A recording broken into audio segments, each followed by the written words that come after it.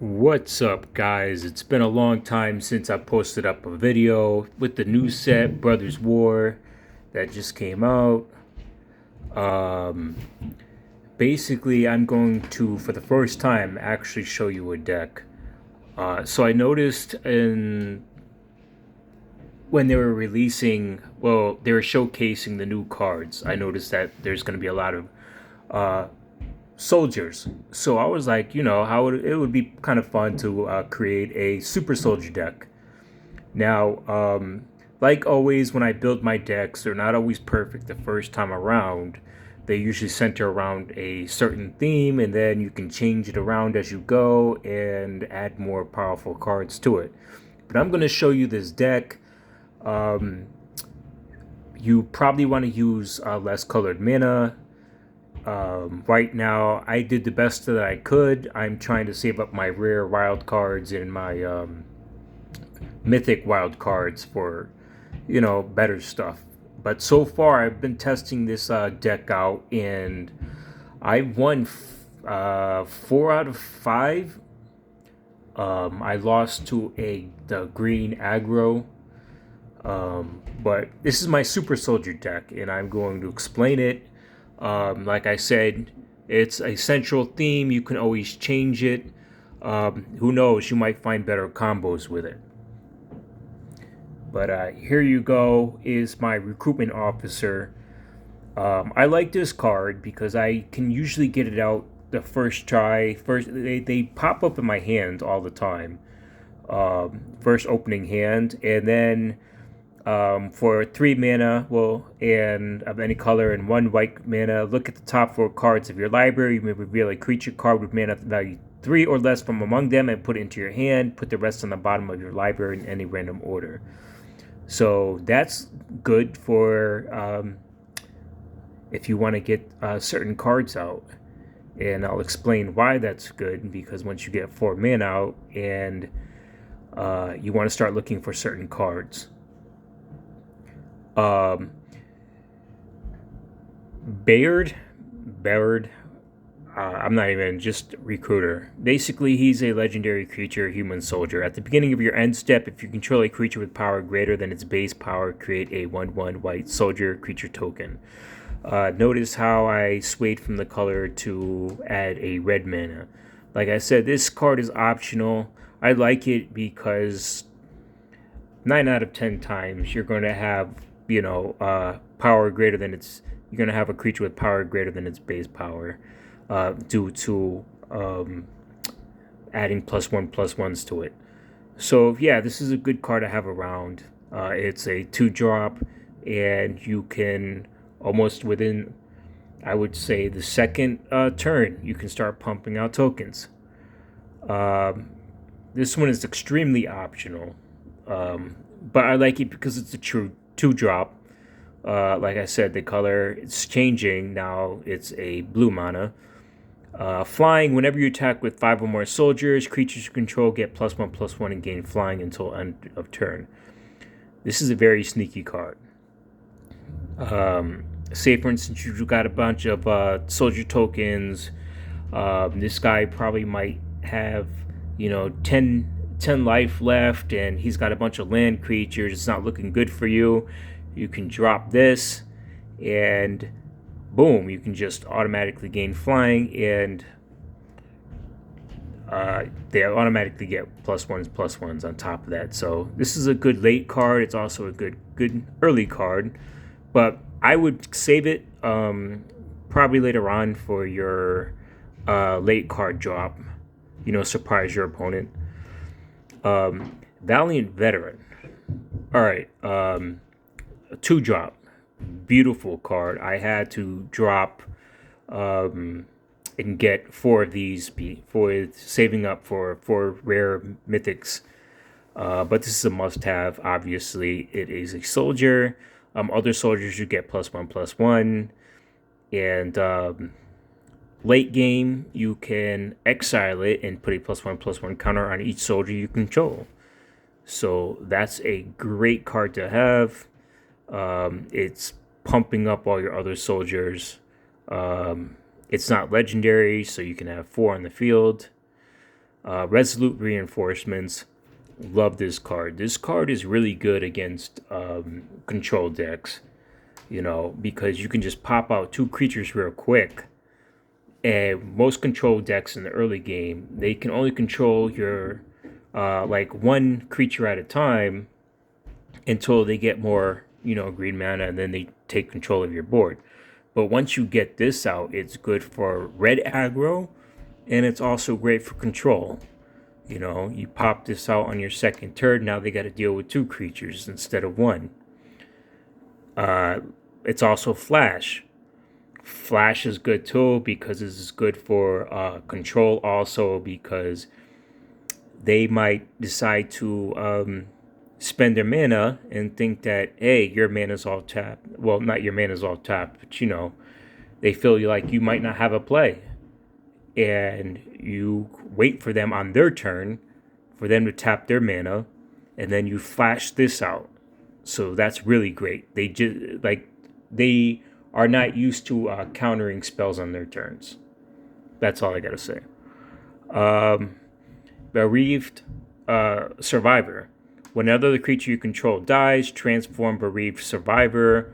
And whenever Dauntless Avenger attacks, return target creature card with mana value 2 or less from your graveyard to the battlefield, tapping and attacking.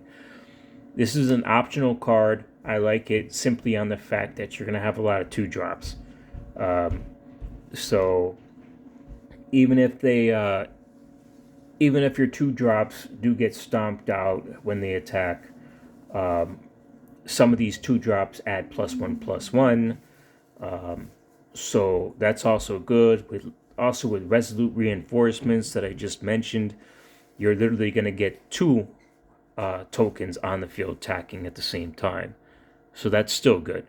But it's optional. I put it in there. Siege Veteran. This is a 3-drop.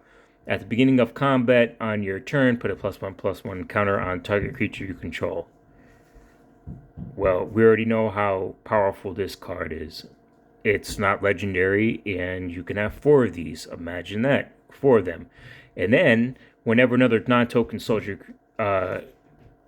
you control dies, create a 1/1 colorless soldier artifact creature token. That's...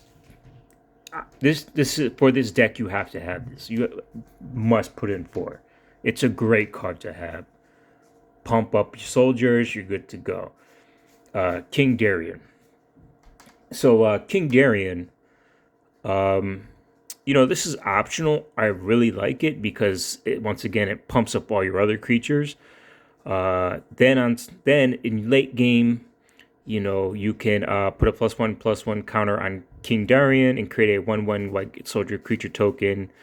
And then you can sacrifice King Darien. Creature tokens you control gain hexproof and indestructible until turn. I've used that plenty of times, and it has saved me a lot. So that's why I have this. You don't have to put it in, but I do kind of recommend putting it in. It pumps up your other creatures, and you can also sacrifice it to save your tokens. Torrens. Torrens is another optional. Since basically we're going to be playing a lot of creature spells, expect to constantly pump out tokens with Torrens. Usually it gets targeted a lot. People do know its effect and they know it can become dangerous real fast. But even if he stays out for a couple of turns, you're constantly going to get 1/1 green and white human soldier creature tokens with training, which is great because when you attack with them, we all know what happens. When you attack with them and a creature that has a higher power, they also get pumped up. I only have 1 in here. I really only somehow got it in one of the packs. And obviously I got the alternate art card. I never bothered to spend more more rare wild cards on it. It's a good card, but it's not necessarily something that you need to have. We're going to go down to Broker's Ascendancy. This is obviously just literally to pump up pump up your creatures. I mean, by turn 3, you should have at least a couple creatures out there, enough where you can start staving off your opponent's offense, and before they know it, they're staring down at a consistent 1/1 counter on each creature. It's great to have. Like I said, we're going to be pumping up our soldiers, so this is a good booster to have for only 3 mana. I have 4 of those in there, by the way. Muriel Shield. Token generator. This is astounding. I love her.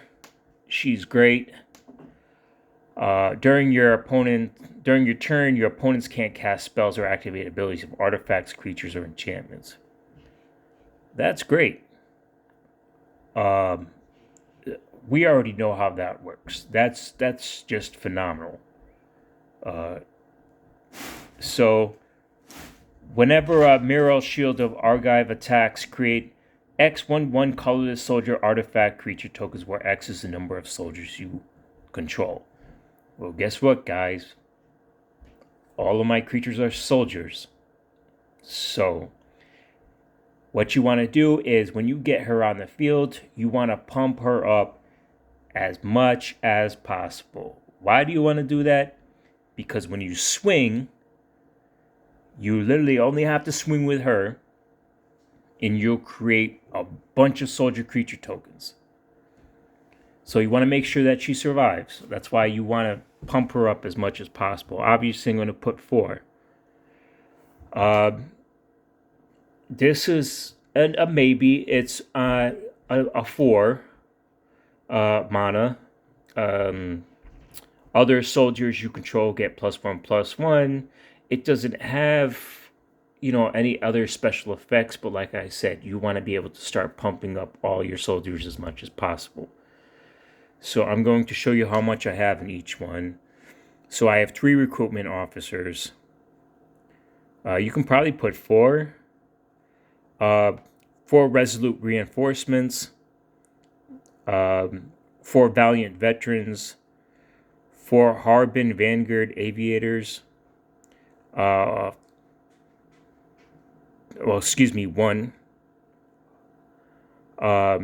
2 Baird Argivan recruiters. I have 1 bereaved survivor. 4 siege veterans.